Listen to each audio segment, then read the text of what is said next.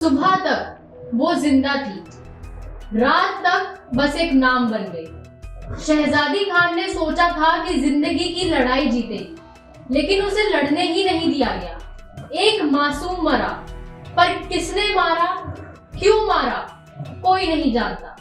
पर शायद गुनाहगार पहले ही तय था। फैसला आया तेजी से, इतना तेजी से कि कानून भी शर्मा जाए। वकील मिला, पर बोलने नहीं दिया गया। सबूत देखे गए, पर माने नहीं गए।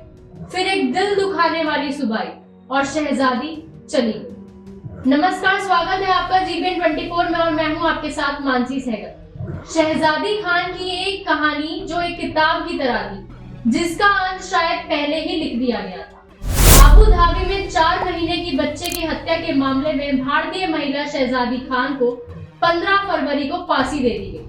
सोमवार को दिल्ली हाई कोर्ट में मृतक महिला के पिता की ओर से दायर याचिका पर सुनवाई के दौरान ये जानकारी दी गई। न्यायमूर्ति सचिन दत्ता ने इसे बहुत दुर्भाग्यपूर्ण बताया। इसके अतिरिक्त सॉलिसिटर जनरल चेतन शर्मा ने बताया कि शहजादी को 15 फरवरी को फांसी दी गई है। उसका अंतिम संस्कार आज के दिन यानी 5 मार्च को किया जाएगा। शहजादी खान को अबू धाबी की जेल अल-बातवा में कैद किया गया। मोहब्बत में धोखा खाया, धोखे से अबू धाबी ले जाई गई। अबू धाबी में इलाज के नाम पर भी धोखा खाया, धोखे के हाथों बेची भी गई। धोखे में घर की नौकरानी बनी और फिर उसी धोखे और फरेब ने उसे कातिल बना दिया। पर अब वो कभी वापस लौटकर नहीं आ पाए। जी हाँ, ये यूपी की उसी बांदा जिले की शहजादी है जो 19 दिसंबर 2021 को अबू धाबी भेजी गई। भेजी क्या, मतलब बेची गई। अपने ही प्रेमी उजैर के हाथों जब शहजादी 8 साल की थी, जब किचन में खौलता हुआ पानी चूल्हे से उसके चेहरे पर गिर पड़ा था। चेहरा और शरीर का कुछ हिस्सा जल गया, लेकिन शहजादी ने हिम्मत नहीं हारी। इसके बाद भी अपनी पढ़ाई लिखाई पूरी की, कॉलेज पास किया, गरीबों और बेसहारा लोगों की मदद के लिए रोटी बैंक नाम के एनजीओ से जुड़ गई। शहजादी का एक ही सपना था, वो इतने पैसे कमा ले कि प्लास्टिक सर्जरी के जरिए अपने चेहरे को ठीक करा ले। इसी कोशिश में लगी थी वो। तभी 2020 आया, कोरोना लाने वाला वही मनहूस साल। कोरोना ने सबको घरों में समेट कर रख दिया था। इसी सिमटी हुई दुनिया में मोबाइल के जरिए शहजादी की मुलाकात सोशल मीडिया पर आगरा के रहने वाले उजैर से हुई। उसने शहजादी को उसके उस झुलसे हुए चेहरे के साथ अपनाने का वादा किया। फिर साल 2021 आया। उजैर ने शहजादी को उसके चेहरे का इलाज करने के नाम पर उसे अबू धाबी जाने के लिए राजी कर दिया। करीब 90,000 और कुछ जेवर लेकर शहजादी अबू धाबी पहुंच गई। अबू धाबी में उजैर ने उसे फूफा और फूफी के घर भेज दिया। फूफी नाजिया अबू धाबी की अल-नाइन यूनिवर्सिटी में प्रोफेसर है। वहां जाने के बाद शहजादी को पहली बार उजैर और उसकी बेवफाई का एहसास हुआ। दरअसल नाजिया ने एक बच्चे को जन्म दिया था, उसे घर में एक कामवाली चाहिए थी। नाजिया ने आगरा में रहने वाले उजैर को ये बात बताई।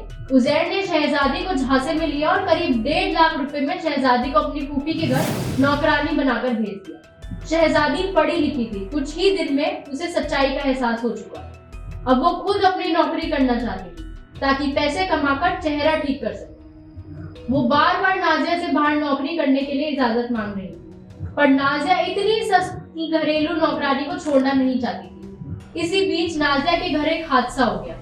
6 दिसंबर 2022 को नाजिया के 4 महीने के बच्चे को टीका लगा था, पर टीका लगने के कुछ घंटे बाद ही उसकी मौत हो गई। नाजिया और उसके शहर ने हॉस्पिटल पर लापरवाही का इल्जाम लगाया। हॉस्पिटल वालों ने पोस्टमार्टम करवाकर सच सामने रखने की बात भी कही थी, पर नाजिया और उसके शौहर पोस्टमार्टम के लिए तैयार ही नहीं हुए और बच्चे की लाश को यूं ही दफना दिया। बच्चे की मौत के कुछ वक्त बाद अब शहजादी वापस भारत आने की जिद करने लगी, पर पासपोर्ट नाजिया और उसके शौहर के पास था। बच्चे की मौत के ठीक 54 दिन बाद 10 फरवरी 2023 को नाजिया ने शहजादी को बुरी तरह पीटा, उसके कपड़े उतारे और बिना कपड़ों के मोबाइल पर उसे शूट किया। इसके बाद उसने धमकी दी कि वो ये कबूल करे कि उसी ने उसके 4 महीने के बच्चे का गला घोटकर मारा। अगर वो ये जुल्म कबूल नहीं करेगी तो उसका ये वीडियो यूपी में उसके जानने वालों को भेजकर उसे बदनाम कर देगी। बुरी तरह टॉर्चर के बाद शहजादी वीडियो में ये बात कहती है कि उसी ने उसके बच्चे को मारा है। इसके कुछ देर बाद नाजिया और उसके शौहर शहजादी को गाड़ी में बिठाते हैं और एयरपोर्ट ले जाने के बहाने रास्ते में पुलिस स्टेशन में गाड़ी रोक देते। पुलिस वालों को वही वीडियो दिखाते हैं जिसमें शहजादी बच्चे के कत्ल की बात कह रही होती और इस तरह शहजादी पकड़ी जाती है। आबू धाबी की निचली और फिर सबसे बड़ी अदालत में मुकदमा भी चलता है। दोनों ही अदालतें उसे कसूरवार मानती हैं और मौत की सजा सुना देती हैं। शहजादी आबू धाबी के अलबादबा जेल में थी। एक रोज इसी जेल से वो बांदा अपने घर वालों को फोन कर सारी बात बताती। तब पहली बार पता चलता है कि 20 सितंबर 2024 के बाद शहजादी को कभी भी सजाए मौत दी जा सकती है। फांसी से एक दिन पहले यानी 14 फरवरी को रात में शहजादी ने आखिरी बार अपने माता पिता को फोन किया था। इस दौरान उसने कहा था कि अब्बू ये मेरी आखिरी कॉल है, हो सकता है अब मैं फोन ना कर पाऊँ। जो केस दर्ज कराया उसे वापस ले लेना, किसी से दुश्मनी मत लेना, ज्यादा परेशान भी मत होना और अगर हो तो मुंबई चले जाना। अब कोर्ट कचहरी के चक्कर में मत पड़ना। फोन पर शहजादी रो रो कर अपने बेबस लाचार बुजुर्ग माता पिता को समझाती रही। वहीं पेरेंट्स शहजादी को दिलासा देते रहे। 14 फरवरी को की गई वो आखिरी कॉल सच में शहजादी की आखिरी कॉल बनी। 15 फरवरी को उसे फांसी की सजा दे दी गई। शहजादी की मौत की पुष्टि दिल्ली हाईकोर्ट में भारतीय विदेश मंत्रालय ने की। उसका अंतिम संस्कार 5 मार्च यानी आज के दिन ही दुबई में किया जाएगा। पिता शब्बीर खान ने भारत सरकार से शहजादी के शव को भारत लाने की गुहार भी लगाई। पर इस केस में ऐसे कई सवाल हैं जिनके जवाब ढूंढने की कोशिश नहीं करी गई। जैसे इस केस में दोनों ही अदालतों ने कई अहम चीजों को नजरअंदाज किया। जैसे नाजिया और उसके शौहर को ये शक था कि उसके बच्चे का कत्ल हुआ है, तो हॉस्पिटल वालों के कहने पर भी उसका पोस्टमार्टम क्यों नहीं कराया। बच्चे की मौत के 54 दिन बाद नाजिया को कैसे पता चला कि उसके बच्चे की मौत कैसे हुई।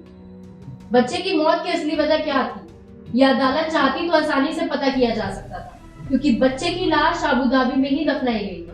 लाश को कब्र से दोबारा निकालकर पोस्टमार्टम के जरिए अब भी उसकी मौत का वजह पता लगाया जा सकता है, लेकिन ऐसा कुछ नहीं हुआ। इतनी ही नहीं, गरीब शहजादी को वहां ढंग से कोई वकील भी पैरवी करने के लिए नहीं मिला। इंसाफ इतना तेज था कि शहजादी के पास सांस लेने का भी वक्त नहीं, पर कोई बहस नहीं की गई, कोई अपील भी नहीं हुई। बस एक इल्जाम और एक झटके में खत्म हो गई जिंदगी। पर आपको क्या लगता है, अगर यही केस किसी बड़े आदमी का होता तो क्या फैसला भी इतना तेज आता? शहजादी का केस खत्म हो गया, लेकिन क्या न्याय सच में हुआ? अपनी राय कमेंट कर हमें जरूर बताएं। अभी के लिए इतना ही। ऐसी और तमाम जानकारी जानने के लिए देखते रहिए GBN 20।